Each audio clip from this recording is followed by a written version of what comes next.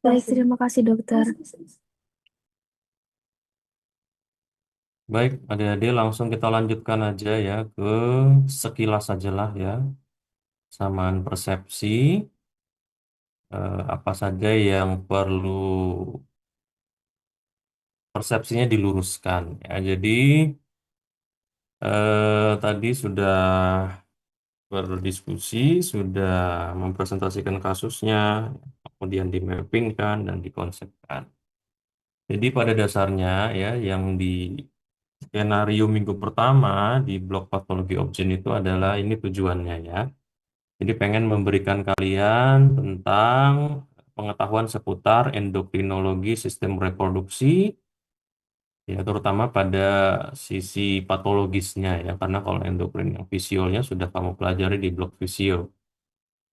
Kemudian kalian harus bisa menjelaskan penyebab, ya, patofisiologi dan tata laksana penyakit ginekologi ya, yang nanti ini ada di kasus cervicitisnya. Nah, jadi karena ada dua topik di sini ya, ada dua tujuan ya, ada dua konsep ya yang dipelajari dalam minggu pertama, makanya ada skenario kasusnya itu membahas dua penyakit, yaitu penyakit gangguan endokrin pada wanita yaitu PCOS dan gangguan ginekologi yaitu terutama yang penyebab infeksi yaitu cervicitis. Nah, kasusnya tadi ya sudah dijelaskan semua. Nah, yang perlu saya tekankan pada kasus obstetri ginekologi ya seperti beberapa sistem lainnya. Jadi memang ada beberapa pertanyaan yang yang harus ditanyakan ya untuk membantu menegakkan diagnosis dalam sistem obstetri dan ginekologi. Ya, makanya di dalam daftar masalah yang pertama itu pertanyaannya adalah anamnesis apa sajakah yang sebaiknya dilakukan. Ya. Nah, jadi anamnesis apa saja yang perlu dilakukan? Nomor satu adalah anamnesis lengkap seperti biasanya, yaitu menggunakan old chart. Jadi tanpa mengurangi poin apapun, ya. Semua anak keluhan utamanya bagaimana, riwayat penyakit sekarangnya bagaimana, riwayat penyakit dahulu, kemudian dari keluhan utama kamu jabarkan dengan old chartnya, konsepnya, durationnya, ya, dan lain-lain sampai selesai. Itu sama semua untuk semua sistem yang ada di tubuh kita, ya. Namun ada sedikit perbedaan, ya, yang membedakan sistem objin dengan sistem yang lain. Kalau di sistem urogenitalia, itu beberapa pertanyaan yang harus ditanyakan itu adalah pertanyaan seputar riwayat hubungan seksual. Nah, pada wanita juga sama sebenarnya ya. Jadi yang harus ditanyakan juga ada riwayat hubungan seksual juga ada karena ini kan memang berhubungan dengan reproduksi. Namun ada hal yang lain, hal lain lebih utama untuk ditanyakan yaitu riwayat menstruasi pada pasien. Nah, riwayat menstruasi ini mencakup beberapa informasi yang harus digali lebih dalam ya. Jadi tidak hanya bertanya gimana mensnya Bu, oh mensnya teratur, udah selesai, bukan hanya seperti itu ya. Jadi riwayat menstruasi itu yang harus kamu tanyakan nomor satu pertama itu adalah kapan pasien mengalami haid pertama kali dalam hidupnya atau yang namanya menarki. Jadi kamu tanyakan ya kapan Bu pertama kali mens? Pasti beliaunya menjawab, oh perkiraan usia sekian dok, perkiraan waktu SD lah, waktu SMP. Nah, itu adalah informasi yang sangat penting yang kamu tanyakan ya. Terus yang kedua, pola menstruasinya bagaimana? Dari siklus menstruasi itu kan ada namanya siklus yang pada saat dia keluar darah atau kita bilang siklus haidnya, dan ada siklus yang tidak keluar darah. Nah, itu kamu tanyakan.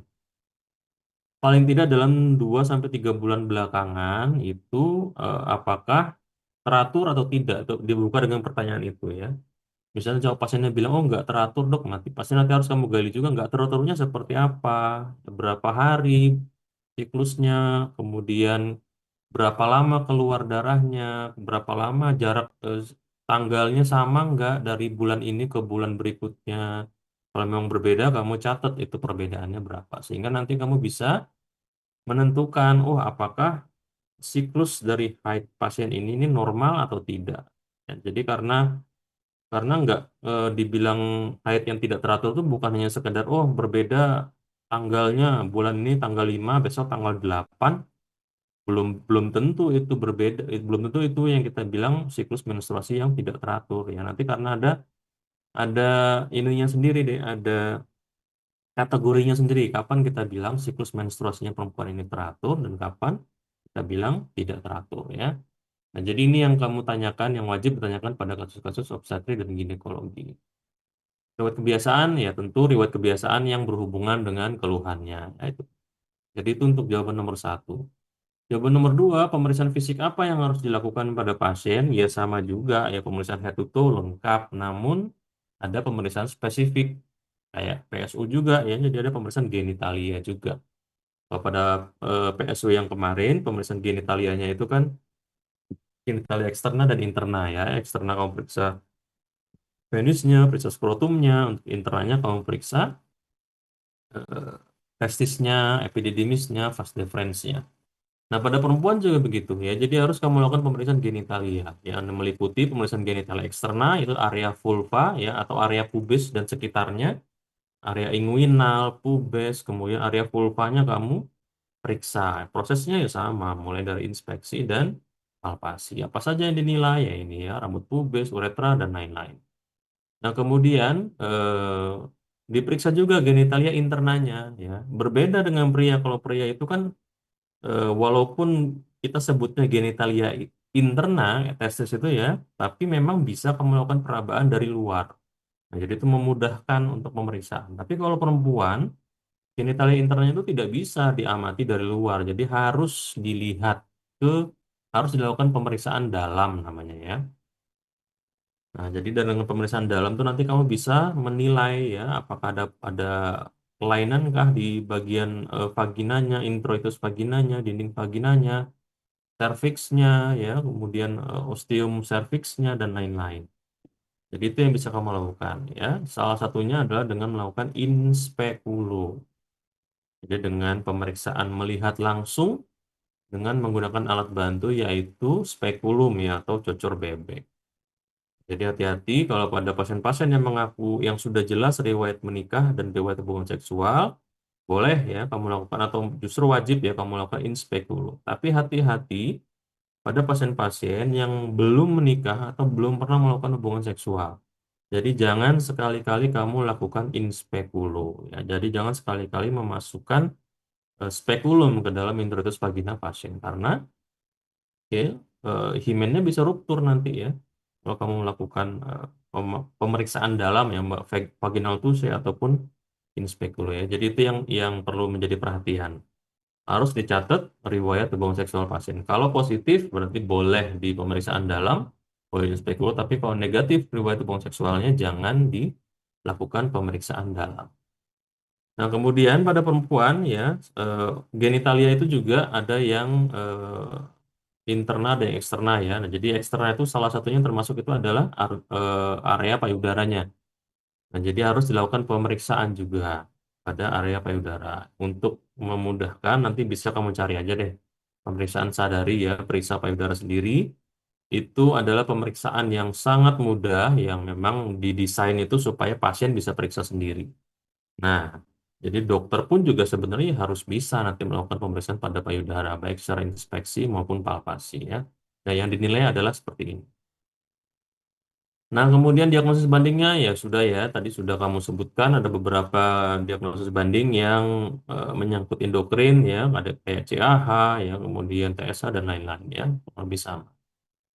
Pemeriksaan penunjang ini yang saya bilang tadi deh ya, kenapa penting? Karena tujuannya adalah menegakkan diagnosis tuh, dan menyingkirkan diagnosis banding. Kalau LH dan FSH ini adalah hormon gonadotropin kita bilangnya ya.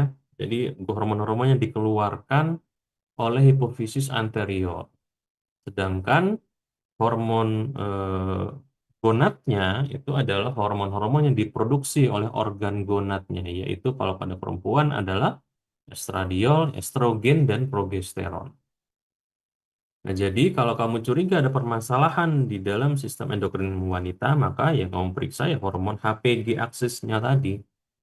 mestinya pemeriksaan GnRH, LH, FSH, dan hormon gonadnya yaitu estrogen dan progesteron. Namun untuk GnRH sendiri ini merupakan hormon yang paling sulit kita tentukan cut off yang normalnya. Artinya dia kan sekresi dari hormon GnRH ini kan pulsatile, jadi pulsasi, perdenyut. Nah, sehingga kadarnya itu kadang naik, kadang turun, kadang naik, kadang turun, sehingga kita nggak bisa untuk menemukan atau menentukan cut off normalnya berapa. Makanya itu jarang sekali dilakukan pemeriksaan pada hormon GnRH pada pasien-pasien mengalami gangguan endokrin ya. Jadi yang diperiksa itu adalah hormon turunannya, hormon di bawah dari GnRH, yaitu hormon gonadotropinnya, yaitu FSH dan LH. Kemudian hormon gonadnya, yaitu estrogen dan progesteron. Pentingnya apa?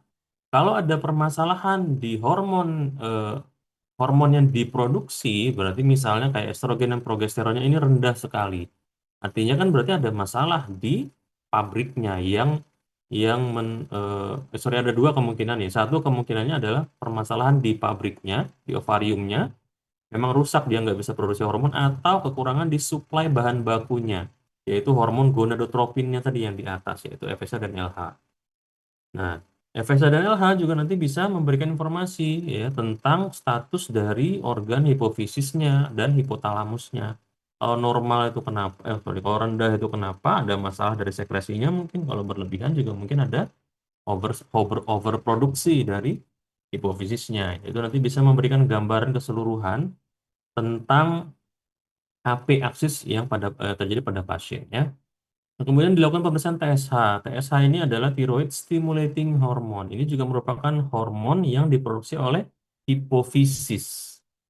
Ya, jadi kalau ternyata nanti pemeriksaan TSH-nya itu tinggi, LH-nya tinggi, berarti memang ada kemungkinan besar ada masalah di hipofisisnya. Karena semua diproduksi oleh kelenjar hipofisis ya, TSH dan FSH LH ini. Nah, jadi itu juga bisa nanti menyingkirkan diagnosis juga, kemungkinan terjadi hipertiroid lah, dan lain-lain. Ya. Kalau TSH-nya normal, ya berarti nggak ada masalah berarti di HP aksisnya ya. Kemudian prolaktin. Prolaktin ini juga hormon yang diproduksi oleh hipofisis ya. Jadi, kadang-kadang ini juga bisa dijadikan patokan untuk menentukan apakah ada tumor pada hipofisis. Jadi kayak ketika ada adenoma hipofisis ya, nanti ada tumor di hipofisis, maka eh, cenderung memberikan gambaran peningkatan dari seluruh hormon di HP aksis di bawahnya. Nah, salah satunya adalah prolaktin juga ya. Jadi kalau ada sebuah penyakit yang spesifik yang bisa kamu eh, menjadi DD itu adalah prolaktinoma. Jadi tumor pada hipofisis ya, yang nanti menyebabkan peningkatan hormon prolaktin. Jadi kalau tinggi prolaktinnya ya curigalah kalau tingginya tinggi sekali ya bisa sampai di atas 5 kali lipat ya berarti kemungkinan curiga ada permasalahan di hipofisisnya. Tapi kalau prolaktinnya naiknya sedikit ya bisa jadi mungkin ada masalah di stres ya. Tapi kalau normal ya berarti nggak ada masalah. Kemudian kortisol ya. Kortisol ini kan juga hormon diproduksi oleh adrenal dan adrenal. Nah, sedangkan tadi kamu sudah mendidik pasien itu adalah ada kelainan CAH congenital adrenal hyperplasia, di mana pada kondisi seperti itu, kortisolnya harusnya meningkat kalau pasiennya menderita CAH.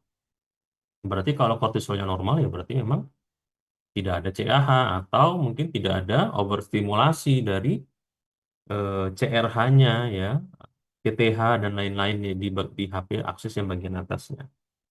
Kemudian ada 17-OH progesteron ya, ini juga memang spesifik untuk mendiagnosis adanya CAH. Jadi CAH itu ada defisiensi dari enzim 17-OH jadi sorry dari hormon 17 progesteron. Jadi bisa menyingkirkan diagnosis banding.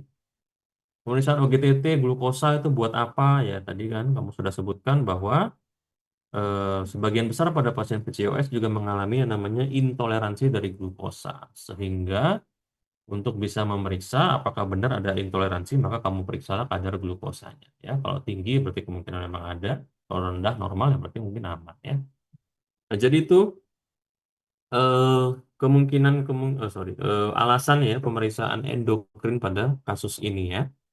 Kemudian USG ya tadi sudah ditambahkan oleh Dokter Jihan ya yang sekarang itu eh, digunakan sebagai gold standard untuk pendiagnosis untuk PCOS itu adalah dengan USG transvaginal. Namun sekali lagi, perlu saya ingatkan lagi ya, kalau pasien-pasien yang belum menikah, yang belum pernah melakukan hubungan seksual, otomatis kamu nggak boleh melakukan pemeriksaan USG transvaginal.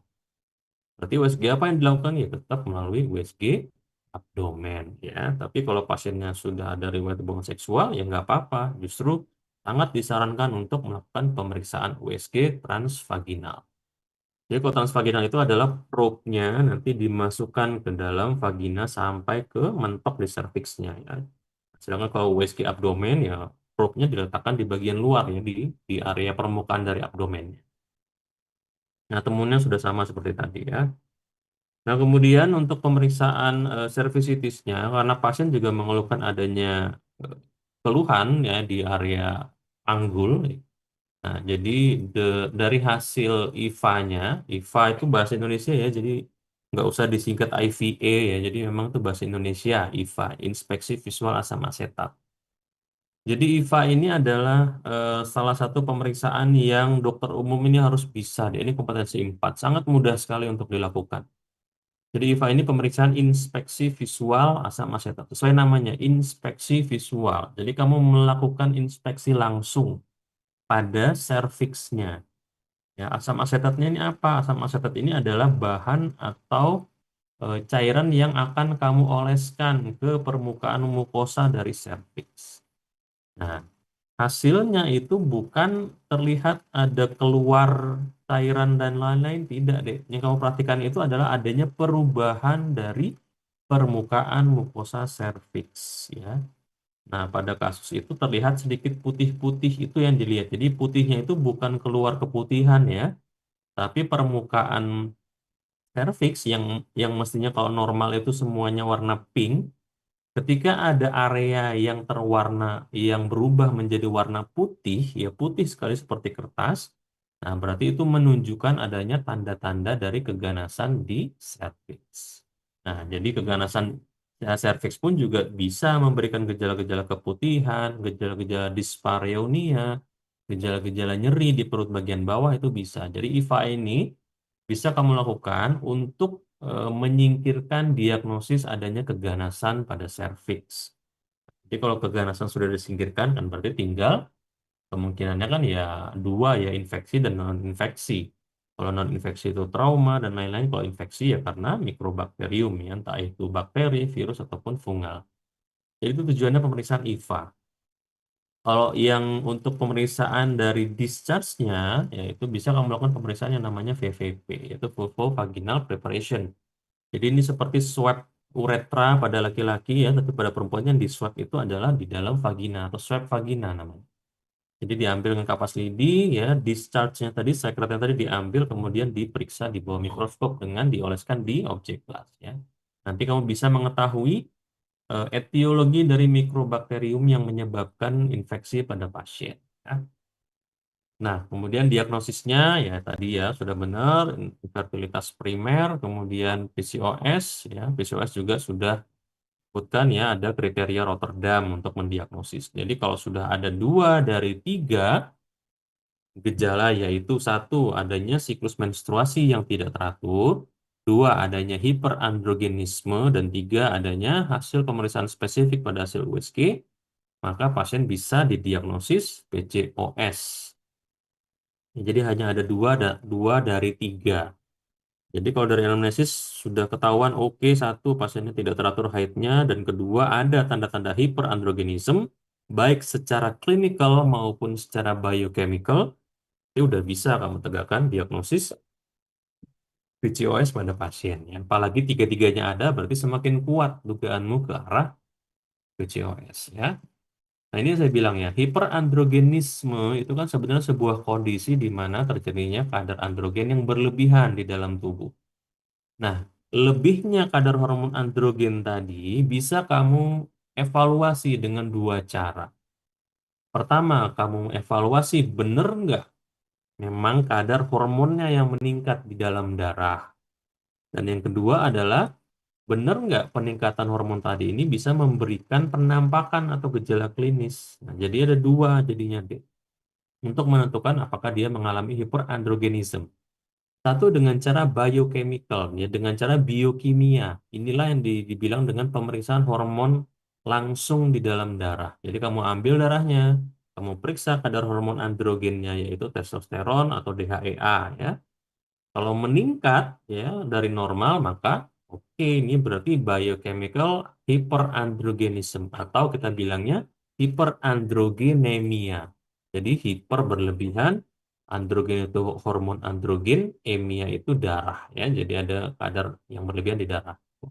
Nah, kemudian kalau, oh dok, kita nggak punya alat, nggak punya lab yang bisa periksa hormon, dok. Sudah, berarti kamu beralih ke clinical hyperandrogenism. Jadi secara klinis kamu melihat tanda-tanda yang ada di tubuh pasien itu benar nggak ada terjadi hiperandrogenism. Caranya apa yang dipakai? Dengan cara skor Fermat-Gallwey seperti ini, deh, ya.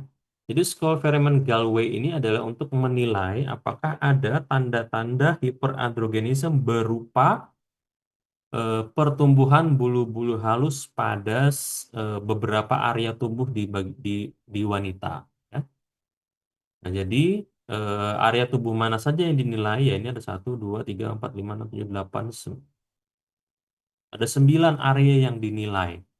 Jadi area di atas bibir ya, atau area kumis, kemudian area jenggot, area dada, di bagian toraks ya, kemudian di area epigastrium ya, ada pertumbuhan rambut atau tidak, di area pubes, di area lengan, di area paha, di area punggung, dan di area pinggang. Jadi inilah yang bisa kamu jadikan sebagai patokan kalau kamu nanti nggak bisa, tidak punya fasilitas untuk melakukan pemeriksaan kadar hormon testosteron. Nanti kamu nilai pasiennya, ya jadi masing-masing lokasi ini punya skor 1 sampai 4. Ya. 1 itu dari pertumbuhan yang paling sedikit, dan 4 itu adalah pertumbuhan yang paling banyak. Nanti kamu lakukan inspeksi pada seluruh area ini, ketika nanti pasien terdapat pertumbuhan halus pada area-area tadi, kamu jumlahkan nanti total skornya ada berapa. Ya, kalau kalau pada pasien ini kan di dagu ada ya, kemungkinan ada 3 atau 4 ya, 3 lah kita bilang. Kemudian di lengan juga ada, di lengan itu lebat ya, itu bisa di 4 ya, kemudian di bagian perut juga ada, itu ada 3. Jadi kurang lebih sudah berapa tuh? Sudah 9 ya. Nah, yang kita bilang dia memiliki hiperandrogenisme itu adalah kalau skornya di antara 8 sampai 15 itu kita bilangnya mild, ya ringan hirsutismnya, di atas 15 itu moderate ya. Jadi kalau di atas 8 lah itu sudah bisa kamu bilang oke, ini pasien mengalami clinical eh, hyperandrogenism ya atau hirsutism. Jadi ini yang bisa kamu gunakan nanti ya. Nah, ini juga yang perlu diketahui bahwa pertumbuhan dari rambut pada perempuan tidak hanya disebabkan oleh PCOS ya. Ada penyebab-penyebab lain yang bisa menyebabkan pertumbuhan rambut yang abnormal pada wanita. Ini contohnya yang paling bawah ya. Jadi ada PCOS, ada tumor ovarium, ada defisiensi enzim 21 hidroksilase, dan ada androgenisasi melalui kelenjar adrenal. Ini adalah algoritmenya ya untuk menentukan sebenarnya hirsutismnya pada pasien ini disebabkan oleh apa sebenarnya ya. Jadi alur alur investigasinya seperti ini. Kalau kamu menemukan pasien yang mengalami hirsutism atau virilisasi ini adalah maskulinisasi ya. Jadi munculnya tanda-tanda fisik lelaki pada perempuan. Ya, contohnya adalah otot yang semakin membesar, payudaranya semakin mengecil, klitorisnya semakin membesar, ya suaranya semakin memberat, yaitu tanda-tanda virilisasi. Apa yang kamu lakukan? Satu, evaluasi kadar hormon ini. Ya, pertama kamu cek hormon testosteronnya, cek DHEA-nya, prolaktin dan 17-OH progesteron. Kalau nanti hasilnya dari ini prolaktinnya meningkat, ya berarti memang dia penyebabnya adalah hiperprolaktinemia. Ya, mungkin disebabkan oleh prolaktinoma tadi ya, sehingga LH-nya juga semakin banyak dikeluarkan sehingga kadar hormon testosteron semakin tinggi. Kalau misalnya testosteronnya nanti tinggi, DHA tinggi, ya sudah kamu cek evaluasi di CT adrenal ya, kamu periksa kelenjar adrenalnya apakah ada tumor atau tidak. Kalau ada tumor ya sudah ya dioperasi. Kalau tidak ada tumor, kamu lanjutkan pemeriksaan dengan pemeriksaan yang namanya dexamethasone suppression test. Jadi nanti ini dengan diberikan kortikosteroid dosis tinggi, harusnya nanti akan terjadi supresi dari hormon testosteron dan lain-lain ya.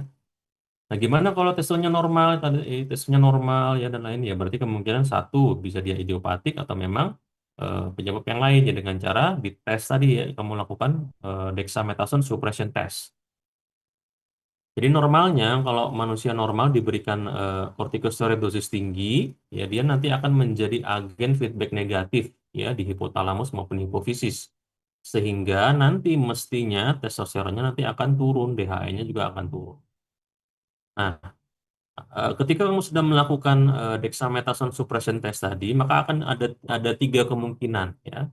Satu, tidak ada supresi, dua ada supresi, dan yang ketiga itu ada supresi dari testosteron saja ya. Jadi kalau tidak ada supresi ya berarti memang dari adrenal murni. Ya, tapi kalau ada supresi dari ketiga hormon ini, kemungkinan penyebabnya ini adalah defisiensi dari ini ya, enzim 21 hidroksilase. Tapi kalau tidak ada supresi dari testosteron, berarti kemungkinannya ya ovarian androgenization yang penyebabnya adalah PCOS maupun tumor ovarian. Cervicitis sudah lah ya, nggak banyak. Nah ini tadi yang disebutkan oleh Dokter Jihan ya. Tata laksananya bagaimana? Ya, pertama kamu bisa melakukan tata laksana non farmakologi. Ya nomor satu yang kamu lakukan sebagai dokter umum adalah ya, rujuk ke SPOG setelah kamu tegakkan diagnosis. Ya, jadi tata laksana farmakologi spesifik nanti bisa diberikan oleh dokter objinnya ya. Tapi apakah kalian tidak boleh memberikan tata laksana? Boleh, tapi tata laksananya adalah yang KIE ya. Jadi KIE apa yang harus diberikan kepada pasien? Tadi nomor satu ya, peningkatan kualitas kesehatan secara umum dengan cara meningkatkan aktivitas fisik, pengendalian komposisi tubuh, pengendalian berat badan. Contohnya seperti apa?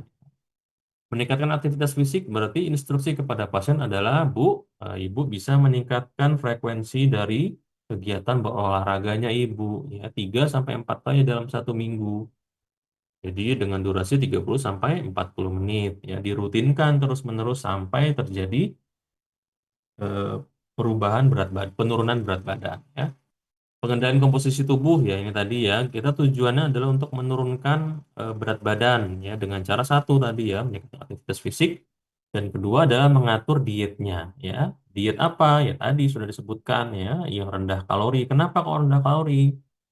Sekali lagi karena pada pasien PCOS itu punya kerentanan kemungkinan terjadinya resistensi insulin sehingga resiko hiperglikemianya itu semakin tinggi. Kalau orang yang punya resiko hiperglikemia kamu berikan terus diet yang tinggi kalori, maka sangat besar kemungkinan nanti akan berkembang menjadi diabetes tipe 2 nanti pasiennya ya. Jadi dengan cara memberikan terapi yang diet yang rendah kalori ya, rendah gula, rendah kalori. Nah, salah satu yang disarankan itu adalah diet ketogenik. Diet ketogenik ini adalah meningkatkan asupan lemak ya. Kemudian untuk servisitisnya ya tadi sudah disebutkan ya jaga hygiene dan lain. Terapinya apa? Ya ini ya dengan kalau PCOS tadi sudah disebutkan dengan kontrasepsi oral, dengan golongan aromatase inhibitor, letrozole atau golongan yang serum ya selektif estrogen reseptor modulator. Kalau cervicitis ya tergantung etiologi ya. Kalau dia bakteri bisa kamu berikan azitromisin atau doxycycline lah ya. Kalau dia gonococcus, ya gonoro misalnya, kamu bisa berikan ceftriaxone atau cefixim ya, single dose. Jadi ini adalah patofisiologi ya terjadinya eh, PCOS pada pasien.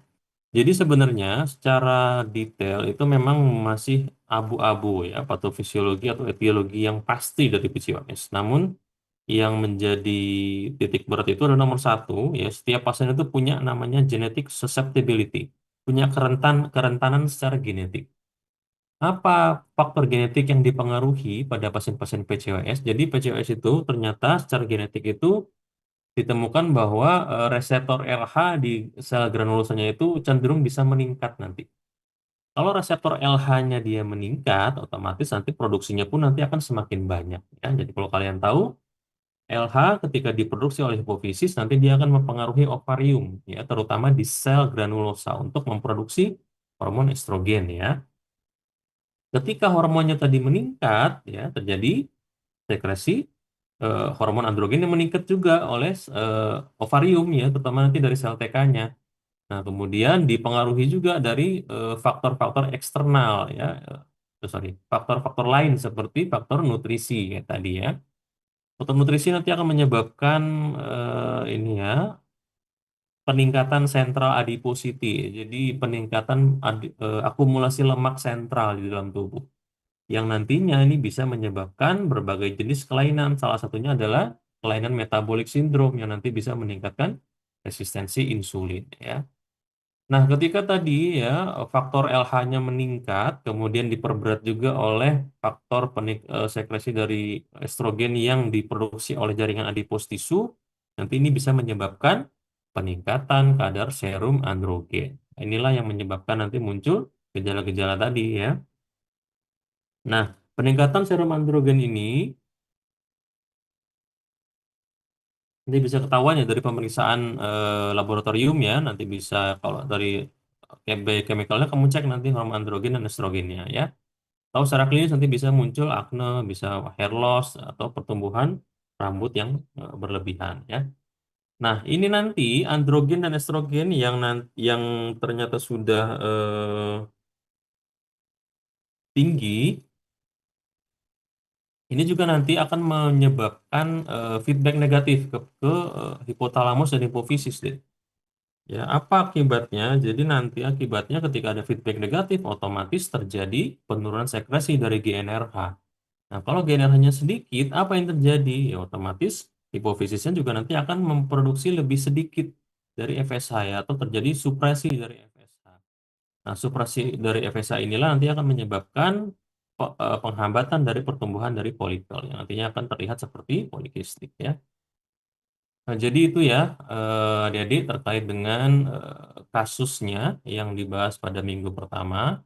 Dan oh ini sedikit tambahan ya untuk definisinya tadi saya bilang ya yang penting tadi. Yang penting dari anamnesis tentang riwayat menstruasi kan bertanya, Ibu apakah siklus menstruasinya itu normal atau tidak, teratur atau tidak? Jadi yang kita bilang siklus menstruasi yang normal itu, yang teratur itu adalah kamu lihat menjadi tiga kategori ya. Jadi kita menilai teratur atau tidaknya siklus menstruasinya seorang wanita itu kamu nilai dari satu ya waktu menarki dengan eh, konsep yang sekarang menstruasinya dan yang kedua itu adalah panjang berapa hari siklusnya. Jadi kalau yang kita bilang siklus menstruasi yang tidak normal itu adalah kalau dia dalam durasi periksanya itu masih antara jangka 1 tahun sampai 3 tahun setelah menarkinya. Jadi misalnya pasiennya menariknya tanggal 13. Kemudian pasien periksanya, kok tanggal? Pasien menariknya umur 13. Pasien periksanya itu umurnya 15 tahun. Jadi dia masih ada dalam rentang 1 sampai 3 tahun post menarki. Jadi yang normal itu adalah rentangnya adalah 21 sampai 45 hari. Kalau dia siklus panjang berapa jumlah hari dia menstruasinya itu kurang dari 21 atau lebih dari 45 hari, maka kita bilang dia siklus menstruasinya tidak teratur atau irregular ya. Atau yang kedua adalah 3 tahun setelah menarki sampai perimenopause ya. Jadi setelah 3 tahun, jadi misalnya dia menarki tanggal 13, kemudian dia datang periksa umur 25 tahun ya. Jadi patokannya nanti akan berbeda ya. Jadi yang kita bilang itu irregular itu ketika panjang haidnya harinya itu adalah kurang dari 21 dan atau lebih dari 35 hari. Atau bisa disimpulkan dalam 1 tahun itu berapa kali dia mengalami fase menstruasi. Kalau dia kurang dari 8 kali siklus menstruasi, maka kita bilangnya tidak teratur ya. Kemudian ini ya, kalau juga dia periksa 1 tahun setelah menarki lebih dari 90 hari dalam satu siklus, itu memanjang ya, itu kita bilangnya siklus menstruasi yang tidak teratur. Oke, udah itu aja deh ya. Itu aja yang bisa saya sampaikan untuk persamaan persepsi. Semoga bisa dipahami. Memang agak rumit karena segala sesuatu yang berkaitan dengan endokrin memang biasanya agak rumit ya. Tapi yang dibutuhkan pemahaman terkait dengan endokrin pada sistem tubuh manusia itu ada logika sebenarnya ya. Kalau kalian bisa menguasai, bisa memahami konsep HPG aksis, ya insya Allah nanti pemahamannya akan jadi lebih mudah ya. Dan eh, memahami terapi-terapi yang digunakan nanti itu juga harusnya akan lebih mudah. Oke, sudah itu aja. Ada pertanyaan? Pasti tidak ada. Kalau memang tidak ada pertanyaan, bisa disudahi deh untuk persamaan persepsinya pada siang hari ini.